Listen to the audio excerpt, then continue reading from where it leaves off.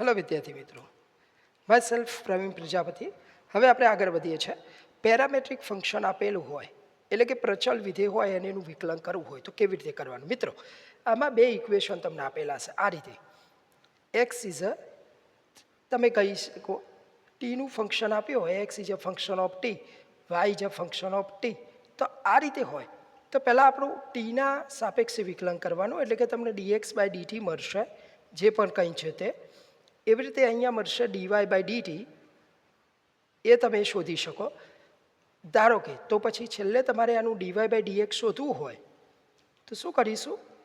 DY by d t divided by d x by d t, આ રીતે શોધીશું જો ટીમાં આપ્યું. અને જો થીટાના ફોર્મમાં આપીએ તો પણ કંઈ ઇસ્યુ નથી.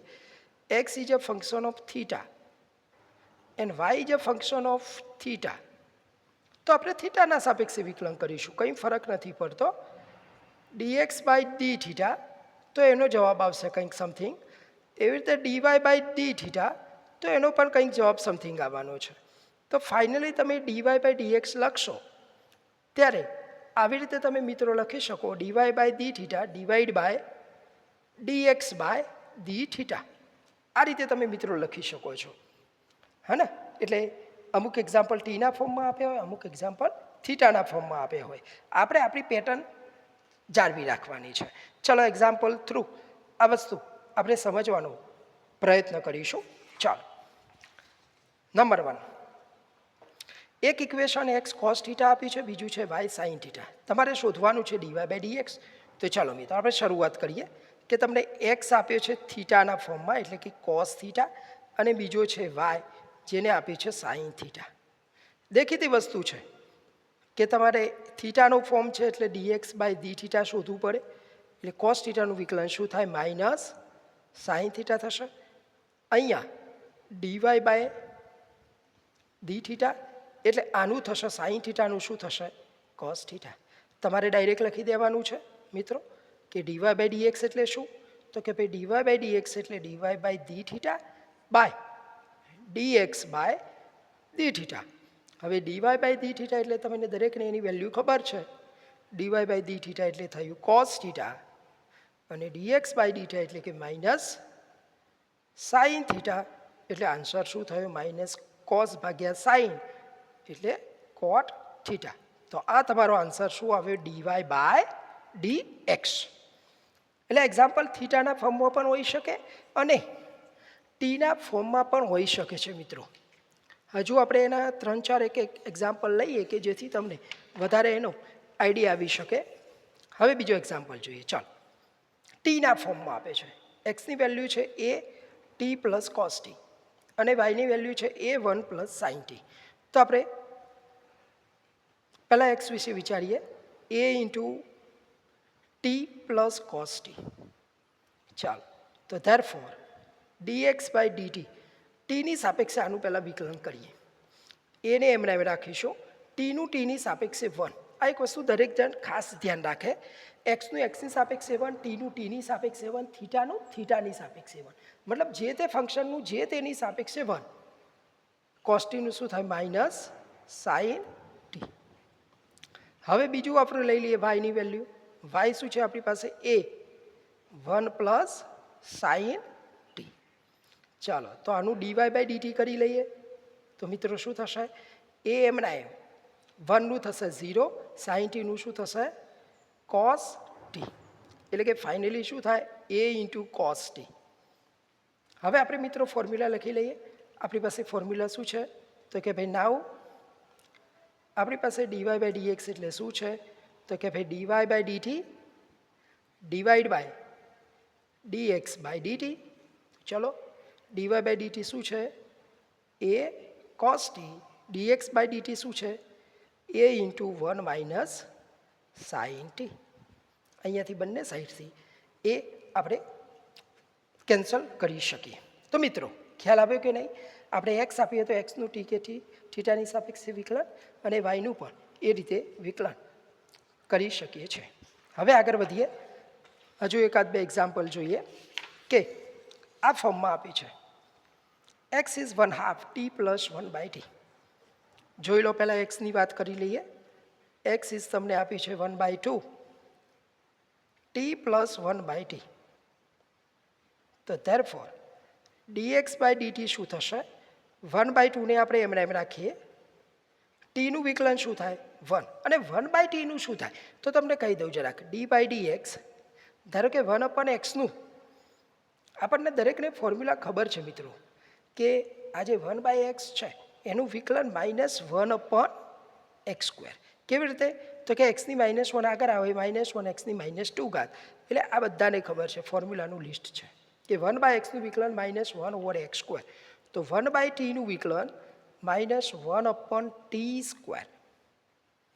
એટલે આનું તમે લસા લો મિત્રો તો કેવો આવે? 1/2 simplification t² - 1 t² - 1/t².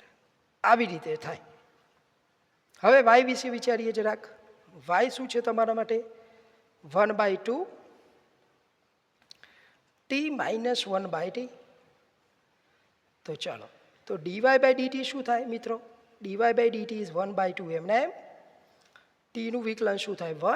1/t નું -1/t², ને માઇનસ છે તો માઇનસ માઇનસ પ્લસ 1/t².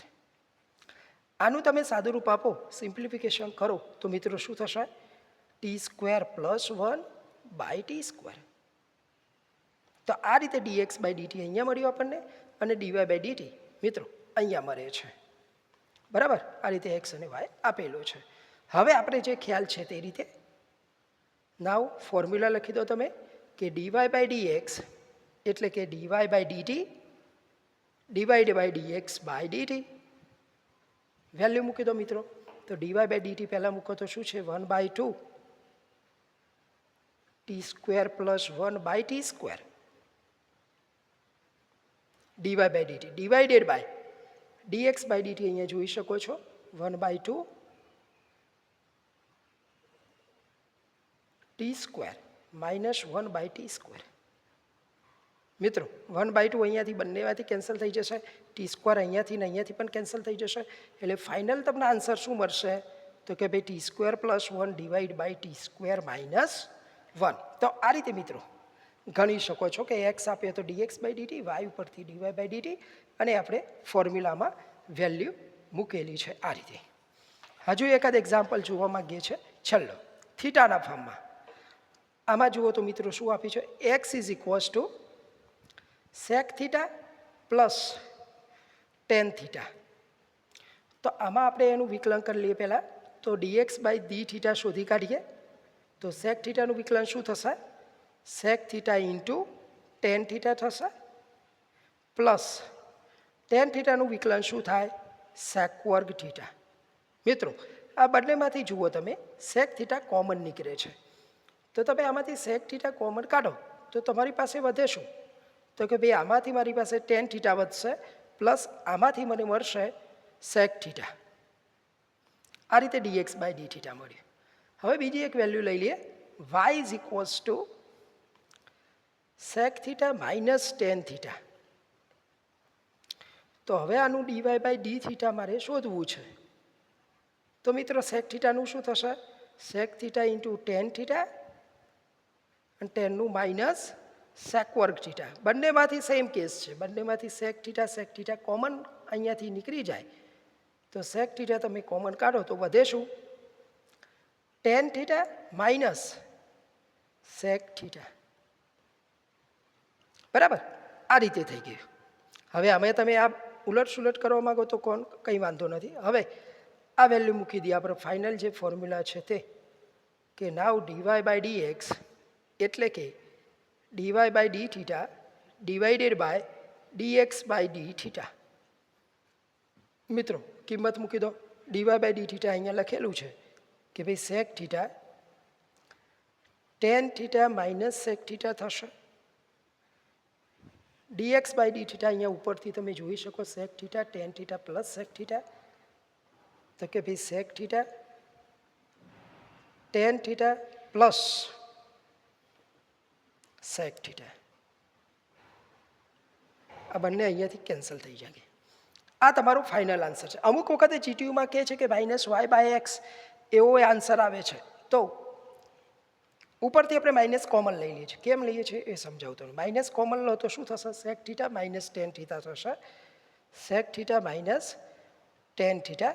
અને નીચે tan theta plus sec theta લખો કે sec theta plus tan theta લખો, બંને સેમ છે. Sec theta plus tan theta. તો આન્સર શું આવ્યો કે minus sec theta minus tan theta. મિત્રો જુઓ અહીંયા sec theta minus tan theta એટલે કે વાય.